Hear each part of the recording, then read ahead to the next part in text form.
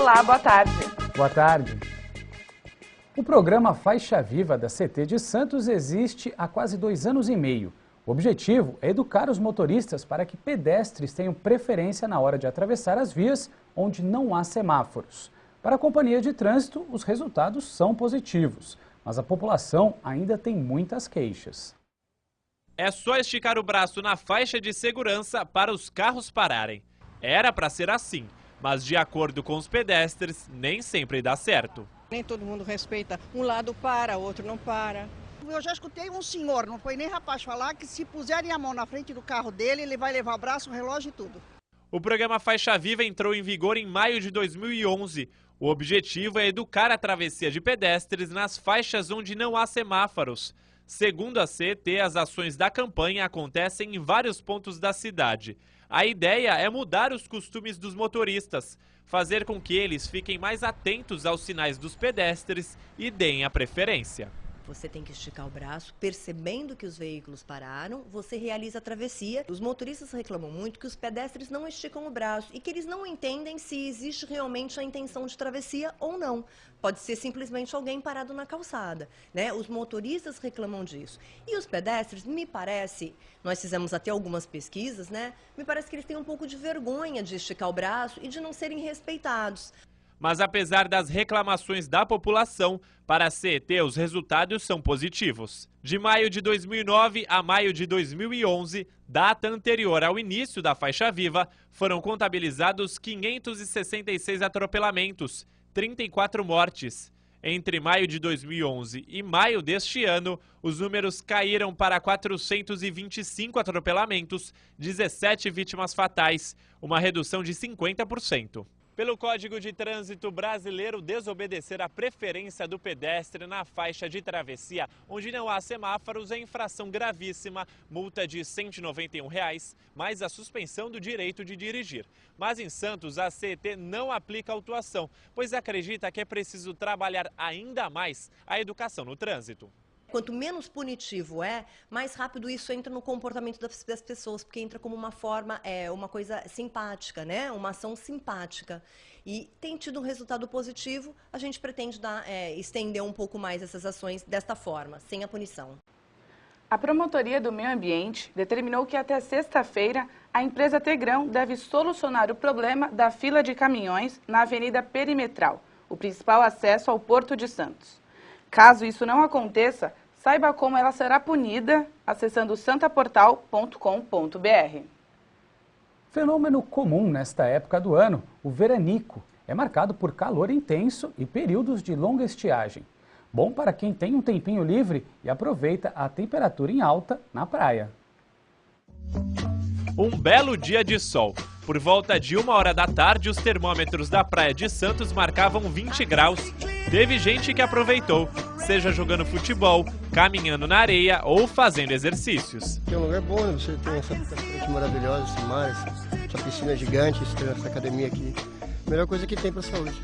Na praia do Canal 3, a barraca do Seu Manuel era a única. Sem concorrência, ficou fácil ganhar dinheiro. Menos concorrência, mas graças a Deus eu tenho meus públicos também, que tem meu amigo ali, tem 2, 3, e no final da tarde melhor ainda que vem mais gente ainda. A gente aproveita o intervalo da aula e vem pra cá tomar um sol. E quem não conseguiu um tempinho para aproveitar o sol, não desanime. A expectativa é que o calor permaneça até o final de semana.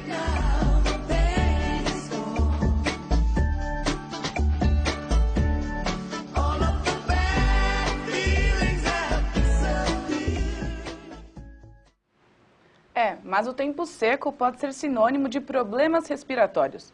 As internações nessa época chegam a aumentar 30%, mas alguns cuidados simples podem aliviar os sintomas. Rafael convive com problemas respiratórios desde que nasceu. A doença chegou a ser tão grave que ele foi obrigado a fazer um transplante de pulmão.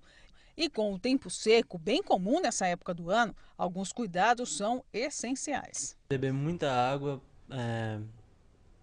e respirar rinossoro, essas coisas no nariz, de vez em quando.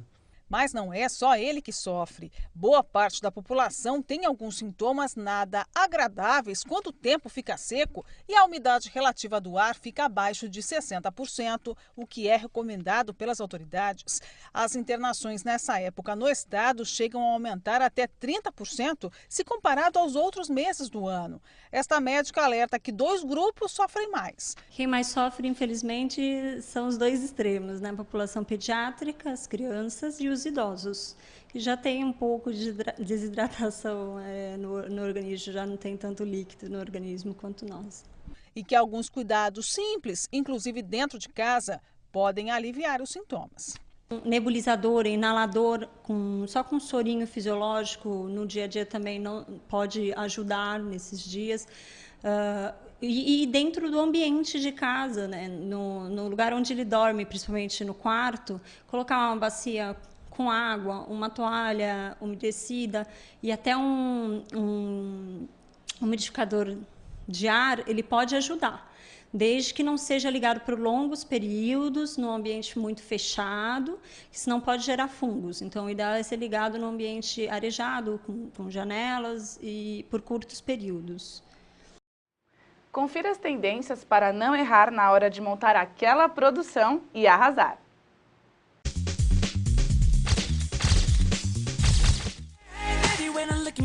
Com o sol aparecendo com frequência, os óculos escuros, que nunca saíram de moda, voltam espelhados. Eles foram tendência na década de 80 e chamam bastante atenção em um look. E por isso é preciso escolher brincos e colares discretos. O ideal é não abusar de peças com muito brilho ou pedrarias. O bom senso é fundamental. O acessório acompanha um visual esporte ou casual. Uma opção para usar na praia ou até em passeios mais elegantes, com camisetas lisas ou blusas sem texturas ou estampas. Mas em um evento formal, é melhor deixá-lo de lado.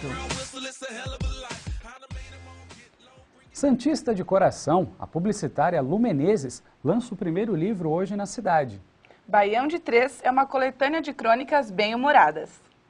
Empresária, publicitária, marqueteira, Lu Menezes não para, mas mesmo com pouco tempo disponível, conseguiu publicar o primeiro livro. Baião de Três tem 128 páginas e dezenas de crônicas inspiradas no ser humano, sempre com uma boa dose de humor. É um livro despretensioso, né, que busca mostrar para as pessoas uma forma bem relaxada, gostosa de ver a vida.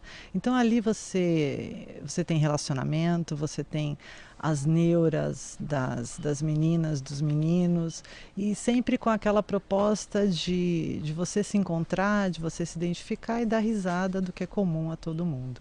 A ideia de lançar o livro foi um processo natural, já que diversas crônicas escritas para um jornal em que trabalhou nos últimos anos foram ficando guardadas e inéditas. E para isso, inspiração é fundamental, mas não é só isso que conta para um escritor. Eu tenho amigas que colecionam bolsas, eu coleciono tipos, eu gosto de brincar com isso. Então, para mim, não importa se eu estou em Lyon ou se eu estou em Barueri, mas eu sempre tenho um gancho, eu tenho uma história interessante. Com qualquer pessoa você senta junto, e isso é muito do brasileiro, né? Dos amigos instantâneos. Quando você vê, você já está conversando, ouve os causos e dá sempre para tirar alguma coisa diferente. Baião de Três é uma ótima mistura de histórias inspiradas no dia a dia. O nome veio de um prato típico da região nordeste do Brasil e cheio de ingredientes. E a escritora dedica a obra de estreia aos pais. Eu sou muito família, né? E minha mãe é minha fã número 1, meu pai também, então eles merecem, né? Meg acabava apelando, recorrendo às vias de fato. Já ele tinha aprendido a cutucar de longe. Abria uma cerveja e se intocava na varanda, de onde podia aborrecer a mulher em segurança, enquanto apreciava o mundo e praguejava. Obtusa, emperrado, bruaca, inerte, pançuda, macaco, megera. E por aí vai. A noite de autógrafos é na livraria Martins Fontes, no Gonzaga, das 6 às 10. E o Redação Regional vai ficando por aqui. Amanhã estaremos de volta às 1h15. Até lá!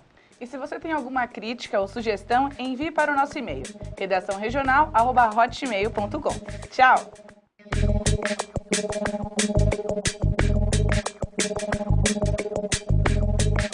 Brasil.